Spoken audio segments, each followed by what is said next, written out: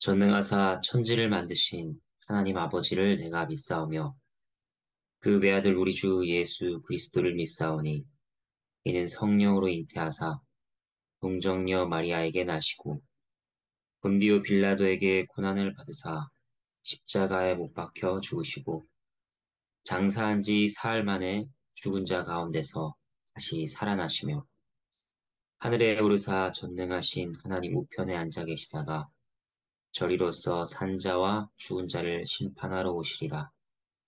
성령을 믿사오며 거룩한 공예와 성도가 서로 교통하는 것과 죄를 사하여 주시는 것과 몸이 다시 사는 것과 영원히 사는 것을 믿사옵나이다.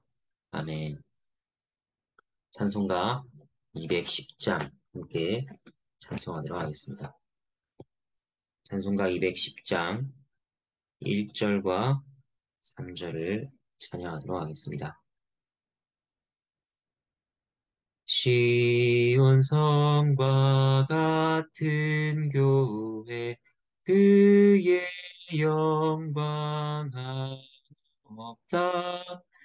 허락하신 말씀대로 주가 친히 세웠다. 반석 위에 세운 교회 흔들 자들으려 모든 원수의 벗사도 아무 근심 없도다. 주의 은혜 내가 받아 쉬운 백성 되는 때 세상 사람 이방에도 주를 찬송하리라. 세상 헛된 모든 영광 아침 안개 같으나 주의 자녀 받을 복은 영원 영원 무궁하도다. 아멘. 함께 보실 말씀은 로마서 9장 1절부터 18절까지의 말씀입니다. 로마서 9장 1절부터 18절까지의 말씀. 8장 31절은 이렇게 마쳤습니다. 우리 주 그리스도 예수 안에 있는 하나님의 사랑에서 끊을 수 없으리라. 우리에게 위로와 확신을 전해주는 말씀입니다. 그런데 이어서 9장은 이렇게 말씀합니다. 하나님의 말씀입니다. 1절부터 3절까지 보겠습니다. 내가 그리스도 안에서 참 말을 하고 거짓말을 아니하노라. 나에게 큰 근심이 있는 것과 마음에 그치지 않는 고통이 있는 것을 내 양심이 성령 안에서 나와 더불어 증언하노니 나의 형제 곧 골육의 친척을 위하여 내 자신이 저주를 받아 그리스도에게서 끊어질지라도 원하는 바로라. 바울은 갑자기 나의 형제, 고륙 친척에 대한 근심과 고통에 대한 이야기를 꺼냅니다. 이게 무슨 말일까요? 바울이 이제 앞에서 말했던 하나님의 사랑과는 다른 전혀 새로운 주제를 꺼내고 있는 것일까요? 그렇지 않습니다. 이건 역시 그 무엇도 하나님의 사랑에서 끊을 수 없다는 맥락에서 이어지고 있는 것입니다. 왜 그런가 하니 바울의 형제, 고륙 친척은 하나님의 사랑에서 끊을 수 없다는 말씀에서 벗어난 자들 같았기 때문입니다. 그래서 하나님의 선택과 사랑의 실패에 대한 예처럼 보이기 때문입니다. 이스라엘의 상황은 참으로 그랬습니다. 이스라엘 백성은 예수님을 거부했습니다. 바울이 전도하러 다닐 때에도 수많은 이방인들이 복음을 받아들이는 반면에 이스라엘 사람들은 바울을 배척하며 오히려 괴롭혔죠. 이런 모습을 보면 자연스럽게 질문이 생기는 것입니다. 현재 일이나 장래 일이나 어떤 것도 하나님 사랑에서 끊을 수 없다 했는데 하나님 백성이라 불리던 이스라엘은 뭐냐? 그들은 지금 복음에 대해 외인과 같이 되었는데 이것은 하나님의 사랑에서 끊을 수 없다는 말에 대한 반대되는 증거가 아닌가? 이에 대해 바울이 답하는 것들을 보겠습니다. 먼저 3절 말씀에서는 나의 형제, 곧 골육의 친척을 위하여 내 자신이 저주를 받아 그리스도에게서 끊어질지라도 원하는 바로라. 이렇게 말합니다. 굉장한 고백입니다. 저주를 받아 그리스도에게서 끊어질지라도 이것이 나타내는 정도는 지옥에 떨어지는 정도입니다. 이것은 그리스도께서 그의 택한 백성을 위해 나타내신 일이었습니다. 십자가에서 예수님께서는 저주를 받아 아버지에게서 끊어지는 지옥의 형벌을 받으셨죠. 이것을 본받아 예수 그리스도께서 그 백성을 사랑하신 것처럼 바울이 자신의 형제 이스라엘을 사랑한다는 것입니다. 이 사랑은 단순히 민족주의거나 혈연에 의한 동포 사랑이 아닙니다. 이렇게 사랑하는 것은 이스라엘이 하나님께서 택한 백성이기 때문입니다. 그래서 그들에게 있었던 특권이 무엇입니까? 4절과 5절 말씀입니다. 그들은 이스라엘 사람이라 그들에게는 양자됨과 영광과 언약들과 율법을 세우신 것과 예배와 약속들이 있고 조상들도 그들의 것이요 육신으로 하면 그리스도가 그들에게서 나셨으니 그는 만물 위에 계셔서 세세의 찬양을 받으실 하나님이시니라. 아멘. 하나님의 말씀입니다. 하나님께 감사합니다. 하나님께서는 성경에서 이스라엘을 종종 아들이라고 부르셨습니다. 이스라엘의 하나님의 영광을 나타내셨죠. 언약과 율법을 주셨습니다. 그들의 조상은 아브라함과 이삭과 야곱이요. 그들로부터 시작되어 하나님이신 그리스도께서 이스라엘 사람으로 나신 일로 이어지는 특별한 역사가 이스라엘의 것이었습니다. 그런데 그 특별한 역사가 이제 마치 그들과 분리된 것처럼 그래서 하나님이 사랑에서 끊어지는 것처럼 보일 수 있는 것입니다. 그러나 바울은 그들을 자신의 구원이나 목숨보다 사랑한다고 했죠. 바울이 그들을 그렇게 사랑한다면 그들에 대한 하나님의 사랑은 어떻겠습니까? 바울은 사랑하는데 하나님께서는 사랑하지 않으실까요? 아니면 하나님의 사랑이 바울의 것보다 부족한 것이겠습니까? 그렇지 않습니다. 바울의 대답은 이런 것입니다. 나의 진실된 사랑도 이러한데 하물며 이스라엘을 향한 하나님의 사랑이 끊어지겠느냐. 그리고 이어지는 바울의 대답은 이것입니다.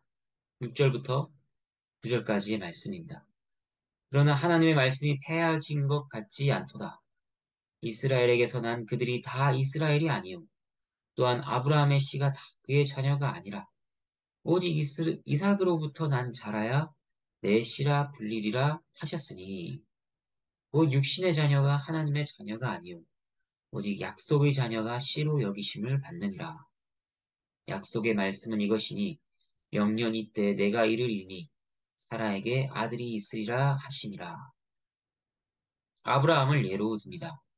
아브라함에게 자녀가 몇 명 있었습니다. 이스마엘도 있었고 뒤에 얻은 후처에게서 시므란, 욕산, 무단, 미디안, 이스박, 수아라는 자녀들도 있었습니다. 하지만 7절 오직 이삭으로부터 난 자라야 내 씨라 불리리라. 약속의 자녀가 내 씨라 불리리라 말씀하셨습니다. 무엇을 알려주는 것입니다. 무엇을 알려주는 것입니까? 이스라엘이 하나님의 사랑에서 끊어진 것 같으냐? 아니다. 피가 이어졌다는 것이 중요한 것이 아니라 약속의 자녀가 참된 하나님의 자녀라. 그들을 향한 하나님의 사랑은 끊어진 적이 결코 없다는 것입니다. 이스라엘에 대한 이러한 관점을 가지지 않으면 이스라엘은 참으로 망했고 버려졌고 하나님 사랑은 실패한 것으로 결론 내릴 수밖에 없습니다. 하지만 그렇지 않다는 것이죠. 이러한 원리는 앞에서도 다루었던 것입니다. 로마서 2장 28절 29절 말씀. 무릇 표면적 유대인이 유대인이 아니요 표면적 육신의 할례가 할례가 아니니라. 오직 이면적 유대인이 유대인이며 할례는 마음에 할지니 영에 있고 라는 말씀과 동일한 것입니다. 바울은 여기에 더해 그렇다면 약속의 자녀가 되는 것, 이면적 유대인이 되는 것은 어떻게 되는 것이냐? 그 원리를 알려줍니다. 10절부터 13절까지 말씀입니다. 그뿐 아니라 또한 리브가가 우리 조상 이삭 한 사람으로 말미암아 임신하였는데 그 자식들이 아직 나지도 아니하고 무슨 선이나 악을 행하지 아니한 때에 택하심을 따라 되는 하나님의 뜻이 행위로 말미암지 않고 오직 부르시는 이로 말미암아 서게 하려 하사 리브가에게 이르시되 큰 자가 어린 자를 섬기리라 하셨나니 기록된 바 내가 야곱은 사랑하고 에서는 미워하였다 하심과 같으니라. 야곱과 에서를 말합니다. 하나님께서는 야곱과 에서가 어떤 자들이 될 것이고 또 어떻게 하나님을 잘 따를 것인지를 미리 내다보시고 그들을 택하신 것이 아닙니다. 11절 말씀과 같이 아직 나지도 아니하고 무슨 선이나 악을 행하지 아니한 때에 사랑과 미움의 대상을 정하셨다고 합니다. 이스라엘도 마찬가지입니다. 혈통을 따른 이스라엘 말고 이면적 유대인도 어떻게 되는 것이뇨? 그들의 행위에 있지 않다. 하나님의 택하심에 있다는 것입니다. 사람의 어떠함이나 행위가 아니라 믿음으로 말미암아 의롭게 되는 것처럼 사람의 행위가 아니라 하나님의 택하심을 따라 그 백성도 결정됩니다. 사람의 행위에 달린 것이 아니라는 점에서 이신칭의 교리는 예전 교리와 금액을 함께합니다. 이에 대해 사람이 뭐라고 할까요? 하나님께서 불의하다, 악한 하나님이라 말할 수 있을 것인가? 바울은 단호하게 그럴 수 없다고 답합니다. 14절부터 18절까지 이 말씀입니다. 그런즉 우리가 무슨 말을 하리요? 하나님께 불의가 있느냐? 그럴 수 없느니라. 모세에게 이르시되 내가 긍휼히 여길 자를 긍휼히 여기고 불쌍히 여길 자를 불쌍히 여기리라 하셨으니 그런즉 원하는 자로 말미암음도 아니요 다른 박질하는 자로 말미암음도 아니요 오직 긍휼히 여기시는 하나님으로 말미암음이니라. 성경이 바로에게 이르시되 내가 이 일을 위하여 너를 세웠으니 곧 너로 말미암아 내 능력을 보이고 내 이름이 온 땅에 전파되게 하려 함이라 하셨으니 그런즉 하나님께서 하고자 하시는 자를 긍휼히 여기고 여기시고 하고자 하시는 자를 완악하게 하시느니라. 하나님의 말씀입니다. 누구는 긍휼히 여기고 누군가는 완악하게 하시는 하나님에 대해 불의하다고 할 수 없다. 택하시는 하나님을 비난하지 말라고 바울은 말합니다. 그러면서 바울이 무엇을 말합니까? 그것이 하나님께서 하고자 하시는 바라고 합니다. 어떻게 보면 순한 논리입니다. 하나님께서 택하신다? 그런 하나님을 불의하다 할 수 없다. 하나님께서 그렇게 하고자 하신다. 하지만 이것이 하나님의 말씀의 답변입니다. 이에 대해 칼빈은 이렇게 해설합니다. 바울의 변호는 밋밋하고 열정도 없어 보인다. 하지만 하나님께서는 오직 자신의 권위만으로 스스로를 변호하기에 지극히 충분하다고 여기신다. 그렇기 때문에 그 누구의 변호도 필요로 하지 않으신다.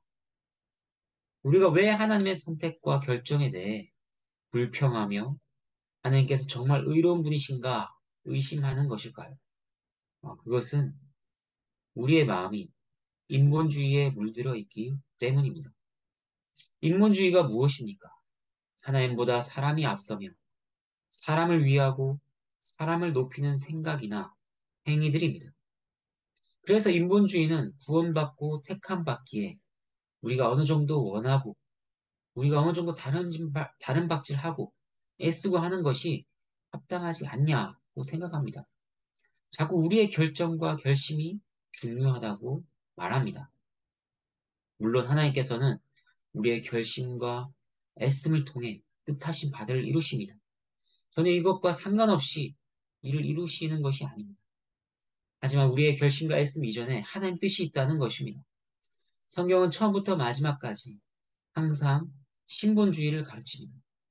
하나님께서 중심이시며 근본이 되시며 하나님이 절대 가치요 기준이며 삶에서 최고의 자리, 최우선 자리가 되신다고 가르치는 것입니다. 둘의 차이는 극명합니다. 인본주의자는 말합니다. 어떻게 야곱같이 못난 사람을 구원할 수 있습니까? 그리고 바로에 대해서는 바로는 억울하지 않겠습니까? 하나님이 아니라 바로의 편에 서서 그를 변호합니다. 하지만 신본주의자는 어떻게 말할까요? 신본주의자는 이렇게 말합니다. 하나님께서는 하나님이십니다. 저를 지옥에 보내신다 할지라도 하나님께서는 정당하십니다. 그래도 하나님께서는 여전히 의로우시며 선하시며 자비가 많으신 분입니다. 이렇게 고백한다는 것입니다. 이제 말씀을 정리하겠습니다. 그 무엇도 우리 주 그리스도 예수 안에 있는 하나님의 사랑에서 끊을 수 없습니다. 이스라엘이 끊어진 듯 보였으나 이면적 이스라엘은 여전히 하나님의 사랑에서 끊어지지 않았습니다. 하나님께서 그들을 택하셨기 때문입니다. 그리고 그 택함은 스스로의 원함이나 다른 박질로 되는 것이 아니었습니다. 오직 하나님께서 뜻하셨기 때문입니다. 이것은 그들이나 우리나 마찬가지입니다. 우리는 우리의 원함과 노력으로 하나님 백성이 된 것이 아닙니다. 만약 그러한 조건이라면 우리는 죽을 때까지 안심할 수 없을 것입니다. 복음을 듣고 믿는다고 하나 여전히 어떻게 될지 모를 우리의 구원을 놓고 두려워할 것입니다. 물론 빌립보서 2장 12절에서 두렵고 떨림으로 너희 구원을 이루라고 하셨죠.